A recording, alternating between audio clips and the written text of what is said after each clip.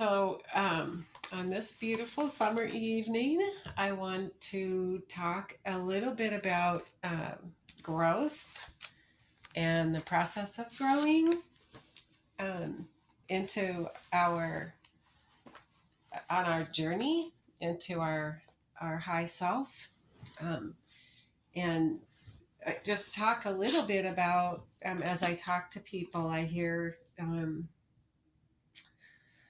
the same comments over and over, and so I wanted to just clear some of that up and just sort of uh, come at it from a different angle. So when we get to a point, which we all are, of realizing that there's so much more to us than we even realize, and so much more that meets um, the eye, that we start to go pursue more. Um, we gain an interest for pursuing more about that within ourselves, and we begin to tap into the love that's in us and the divine light and life that's in us. And when we begin to see um, our changes in our life, and we begin to be inspired with what's happening, with spending some time connecting with the love that's in us and all around us. So that's, we have been coming through that in the class. And so when we begin this um, concept of, you know, I'm more than I thought. I'm an I am, and I have creation power in my life, and I have the ability with my energy to um, bring goodness to the earth and goodness to other people, and that there's so much more. I am so much more than um, I ever thought I could be. And so then, um, in the homework, I said, figure out your overall uh, concept, like the overall idea of your life. And so then what's been happening is we've been growing and expanding into our divine presence, letting it come forward. And along the way, as we listen to teachings and teachers, and as we listen to books or read books, um, we're listening to truth. Um, you should be getting all the same data because truth repeats itself through history, right? Truth is truth. As you're listening to the truth, parts of it will resonate with you. And those things that resonate with you um, are it's all already in us, in our authentic um, divine being. And when we listen to teaching and we are illuminated by the teaching, that is us becoming aware of what's already in there. So we're not devouring teaching. A lot of times we approach the teaching, we read every book, and we listen to every CD and go to seminar, and all of that is really good. But we're doing it to bring something into ourselves. We're going to eat all this good food, and at some point it will manifest spirituality within myself. In reality, it is not doing that. We are as we are listening to the truth, we become more open and aware of our divine self that's already there. So a teaching resonates with who and what we are already.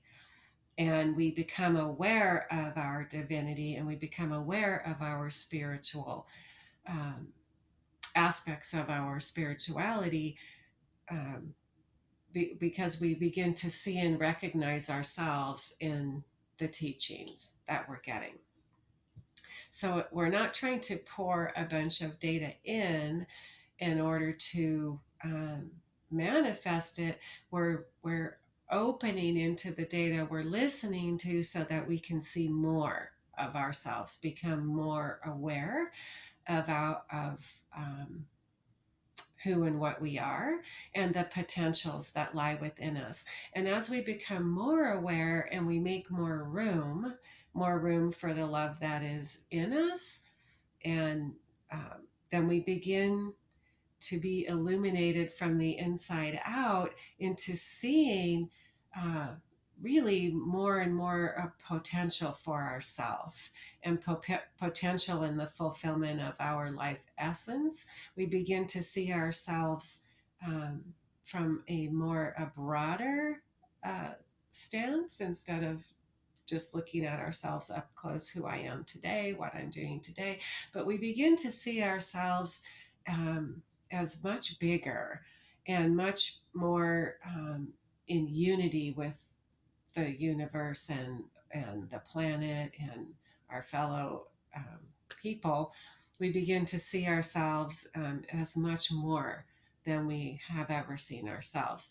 And as we expand into our essence, into our light and our life, then we begin to make room for those seeds within us, those dreams, those desires, the work, the expression of our high self. We begin to make room for that to sprout and grow and begin to come up and through our life. And who we are is our project. Who uh, bringing to the surface our authenticity and our authentic being, who and what we really are, is our journey here. What we do and our service will birth itself out of that if we allow it to. So oftentimes we go into thing with a concept or an idea. I'm going to preach, or I'm going to teach, or I'm going to lay bricks or whatever. But as we begin to maybe move in that direction or explore those things within ourselves, there's room for expansion, and we can become excuse me, led into a different perspective and led into a different concept for ourselves that's always going to be so much more and so much better, and so much more in line with our high self than we could have ever imagined. So oftentimes along the way, and people say a couple things to me. They'll say, I kind of stopped doing my practice, whatever it is. I stopped reading, or I stopped feeding my soul. I stopped the conversation, or I got really busy. And so I drifted away from the intimacy I have with the divine and within myself. And so I've gone backwards or backslidden or something, and that is absolutely not true. And I just would desire that um, we let go of the things we're repeating that we've been taught, because it absolutely isn't true. We never lose the knowledge and the experiences we've had, and we never lose ground. We are just less, there's less illumination in our life because we are less aware, because um, we've moved ourselves out of the awareness, and other things have taken the space. So the moment we move back in, we are nothing's lost.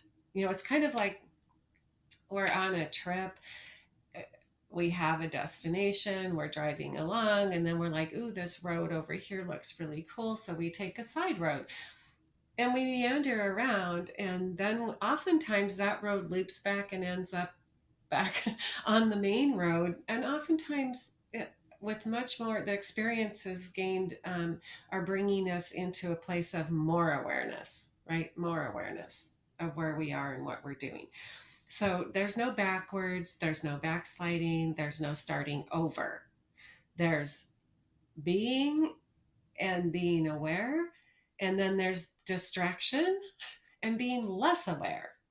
But we're not ever less of our divine self than we were yesterday.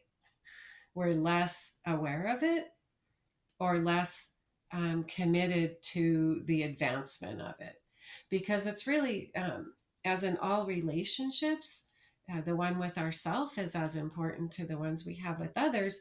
There's a point of commitment to, I want to advance and bring forth and experience my highest and best divine expression on this earth. There comes a point where we need to make a commitment to the process, because it won't just happen. We can be pulled, distracted by any number of things, but when we make a commitment to have more awareness of what is within us and more awareness of what is all around us and how to evolve that into the surface so that it can be, the goodness can be experienced by everybody. When we make that commitment, then we build in some steps to uh, continuing the movement, right? The relationship uh, is within ourselves. The conversations within ourselves with our high authentic being, our God self, right? So we have to make a commitment to that, and make room for it in our life and through our actions. We must feed our mind, which is tends to get off into um, experiences and ego and all of this other stuff. We have to keep the movement going by feeding our mind, feeding our soul, feeding into our life. We monitor what we are taking in because it is energy. What we're taking in is then going to become one with me. When I eat food, beautiful food, I take it in and chew it up and I digest it, and that food becomes part of my being. It becomes part of who and what I am. When we take in and chew up and digest uh, mental food and emotional food and presence, then it becomes part of our cellular expression in the same way that food does, and water and stuff. So we are we eating only over here? What investment are we making to feed um, and expand and become more aware of, and our inner and high self? Because as we become more aware and the expansion continues to happen, we continue to elevate. As we continue to elevate, we continue to vibrate out, and the world is changed around us. The people around us are changed because of who and how we are being. Because we are energy. We are continually expressing, and as we go on our journey, um, as Gandhi said, in order to know the path, you must become the path. We are the path. Like, we are the path. We're laying ourselves down and stepping onto our life. And we have to know, first of all, who and what we are. And so much so that there's never a concept of losing ourselves or going backwards, or because that creates a negative low level feeling about ourself, and it creates a condemnation. It's like And people, another thing people say, I don't want to miss it, miss the mark, or miss my life, or you are your life. You are your life. The answers, your high self in here, lives in here. You have access all the time. You're not going to miss. What we are learning is we hear better when we have some form of practice in place that creates a quietness or a stillness within us. Now, it doesn't have to be uh, formal meditation. You know, it doesn't. It is an intention, and it is being in love and in joy. You know, if gardening frees your soul and quiets your mind, that is your practice. That is the place where you have room enough to hear and to participate freely, not bound and pressured, right? And then that time is carried through into the rest of your life. And um, I mean, this is kind of silly. I don't even know how much background, but I saw on YouTube that this couple in China, they have this shuffle dance that's all over. Anyway, it started because the guy uh, had severe depression, and his wife made him dance. And when he danced, he said his head cleared. His head was clear. So they shuffle all over the place in their life. It's really cool. It's a neat story, but it's an exact. This is where his mind is open. His soul is open. He can hear, right? So if it's dancing, if it's gardening, if it's walking outside in nature, that gives you a softness and an awareness and an ability to be in the present moment, because in the present moment is where we're hearing the voice of God within us. We're able to, and it is a conversation. Um, and if it isn't a conversation, why isn't it? Because it's a relationship. So we have to settle within ourselves. Are we speaking expecting a conversation, or are we just hoping that something comes back our way? You know, we have to settle these things. Like, you know, it'd be really nice to know. It'd be really nice to have some direction. I'd really like some guidance in this. It's there. It's there. Uh, I've settled on some. We have to be real clear. What are you asking?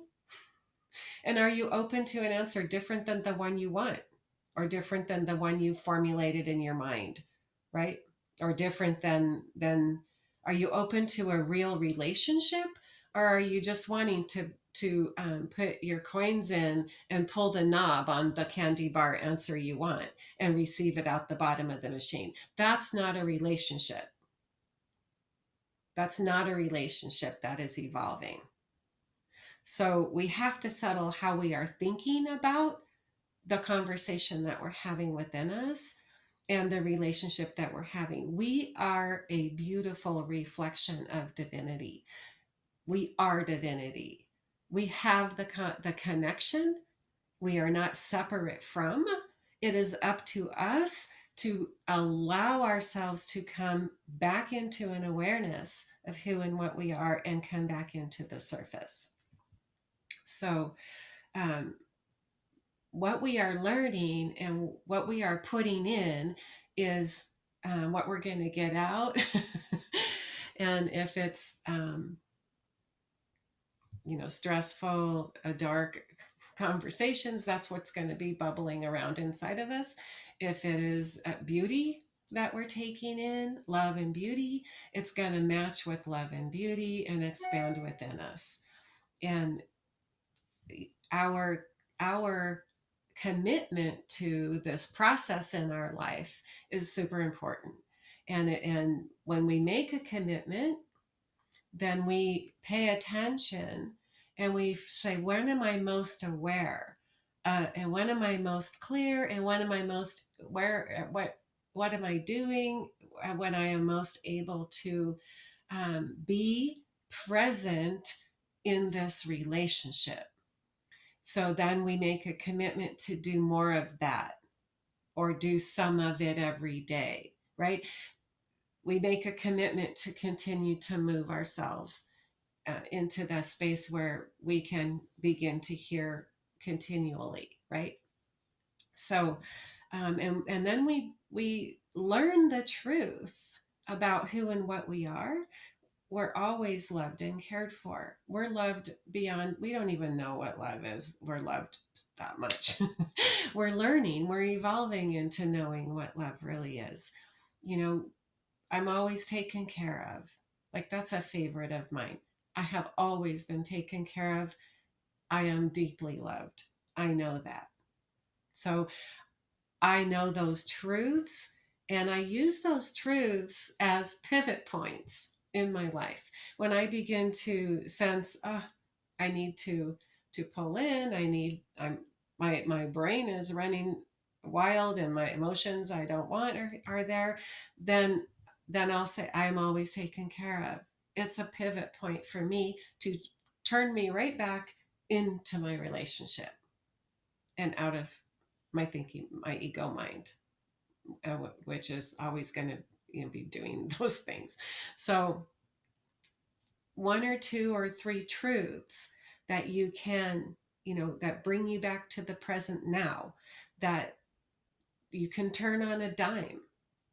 You believe them so much, right? Stay engaged in the moment is a great one. Am I engaged in this moment? Because in this moment is where the relationship is, right? So, setting ourselves up to have success. I'm committed to this relationship. I'm committed to my highest and best expression. What do I sense that is? Let it be birthed out of you. And then, under the umbrella of that, you will begin to see that you are, whatever you're doing and wherever you're elevating into that umbrella of your beautiful self, right? And along the way, we set ourselves up to success. I must put in good music, something that new teaching that resonates with an aspect of me that creates more room, right? Creates more room. Um, I need to work it into my schedule. And it doesn't have to be, oh, I don't have 3 hours. You don't need 3 hours. You need an awareness for a moment. And then expand the moments, right? Expand the moments. And, it might be 3 or 4 days where they're shorter moments. And then you spend some time drawing a picture of your life. We are there's so much power, creative power within us. And they say we only use like 4% of what's available to create. And the rest is a limitless, expansive space of possibility. And we tapping into 4%. So there's room for us to achieve our heart's desire.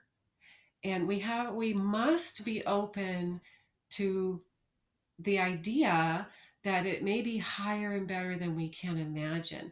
But knowing my heart's desire is to help people see how great they are, I can let that express through me. I haven't said it has to only express through me in my teaching. It can express through me any way that is presented to me. And I will discover more about who I am through those opportunities. And my work will evolve into something more than I could have ever imagined. So it's a willingness to be one with the divine light and life that is within us. We are one, but it's a willingness to be in oneness with ourselves and allow ourselves to remain in that communication and love and appreciate and nurture ourselves on our journey to our fullest expression of who and what we are. And it, the only limits there are, it's not like, oh, I have to do this and then that, or, is ones that we impose on ourselves. It's, entering in and saying,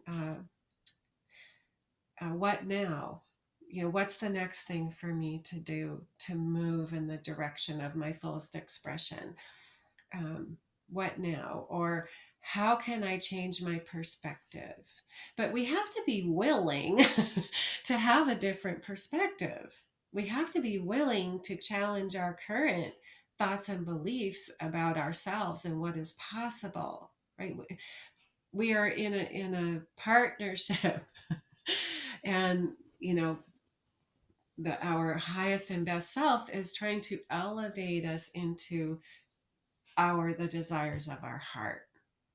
And we are wanting to be willing participants with an openness of, it could be more. I've never looked over there. Like, where should I look now? Or that a curiosity with coupled with an anticipation of the goodness that's here for us, the goodness that's here for us and showered upon us and all around us. And then we begin to feel that and sense that oneness with the planet, with nature, with each other. And we begin to be generating a really beautiful energy consistently. So make a plan, make a commitment, build success into the commitment through making pivot point statements, eating, what are we taking in to ourselves that's allowing us to elevate and allowing us to expand, settle the relationship issues, and we never lose ground. Every moment that we live in, we're changed from the moment before.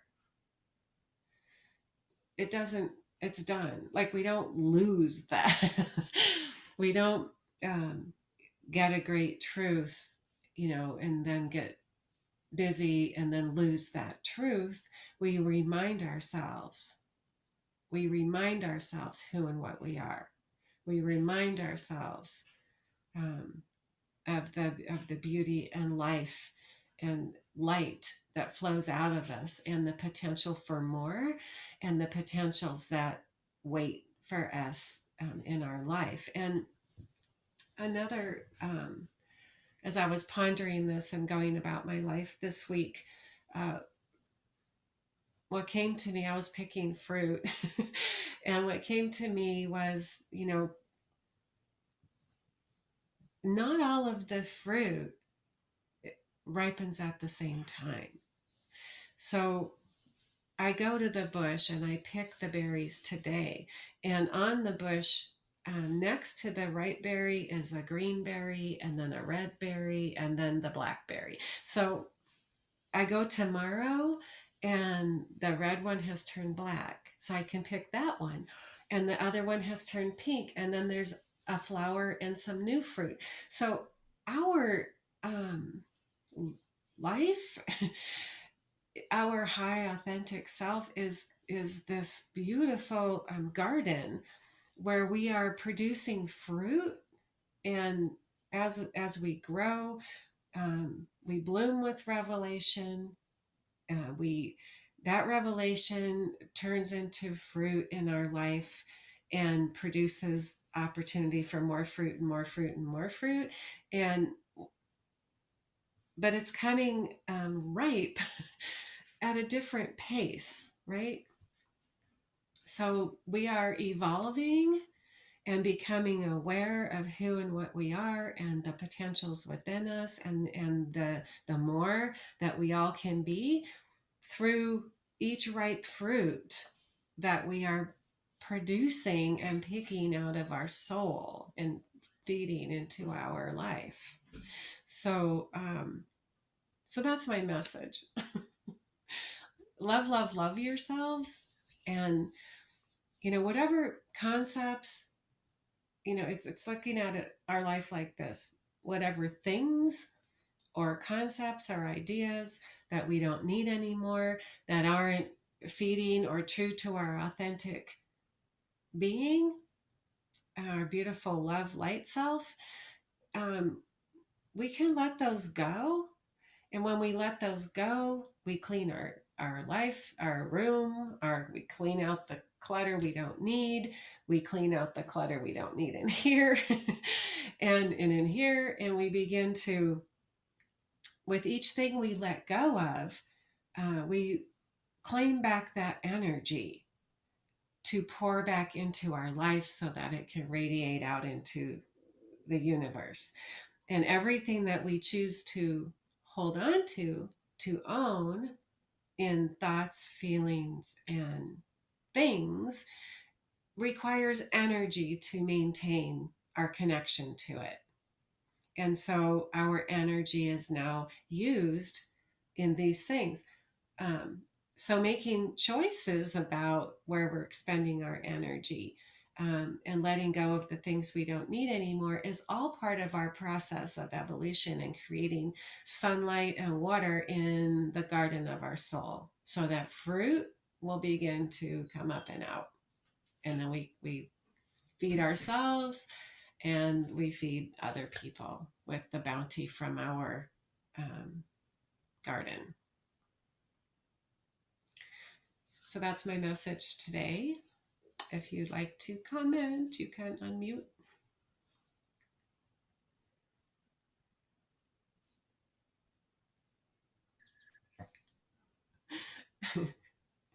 Love all the gardening metaphors because I'm a gardener. Yes. That really resonates with me.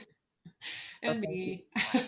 Yeah, thank you for that. It's just looking at it in a different light. Yes. Yeah. I like that metaphor about the candy bar and the machine, and that can't be your relationship. That was the win for me. Yeah. Good. And then you shake the machine. If the answer doesn't fall, get stuck halfway. And if you're really into it, you call the number that's on the small sticker on the side of the machine, only to learn that you're never getting your money back. Yeah, exactly. I challenge that relationship. I would too. So there's nothing but goodness for us. There's nothing but goodness for us. It's how we can always change our perspective, ask for clarity, um, feed ourselves really good food, so that we begin to really make a difference, um, for the environment that we've been placed into in order to make the difference.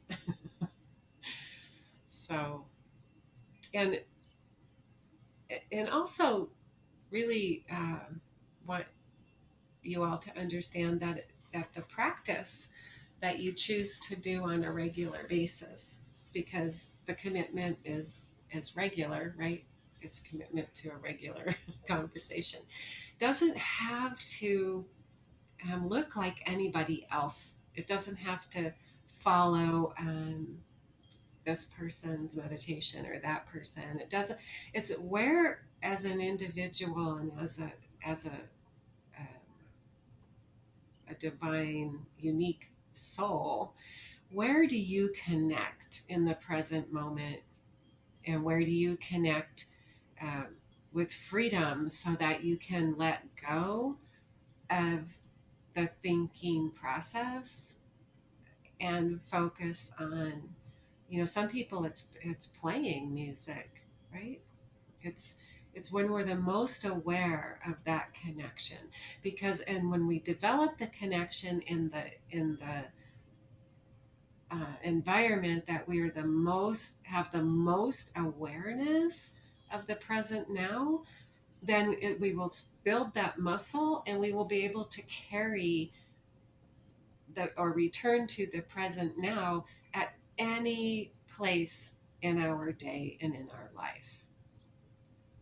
But becoming familiar with and developing it in the place that you find the most freedom, and you find the most clarity, and you find the most ability to be in the present now and be able to hear and converse back and forth. That's your practice, right? That's your practice. So if it's out in nature, watching nature, walking, some people have to move to have clarity and quietness, right? It can be moving, walking, dancing. It can be anywhere that you are. You're gardening. You don't have to think about the steps to that because you do it so much. Your hands can be gardening in your soul and communion. You're in the present now, right? So find that place for yourself. Set yourself free to be you and to allow your unique spiritual journey to begin to unfold um, before your eyes, within your heart, and within your life, so that you can really drink it up and experience the wonder of you. So that is the message. And that's it.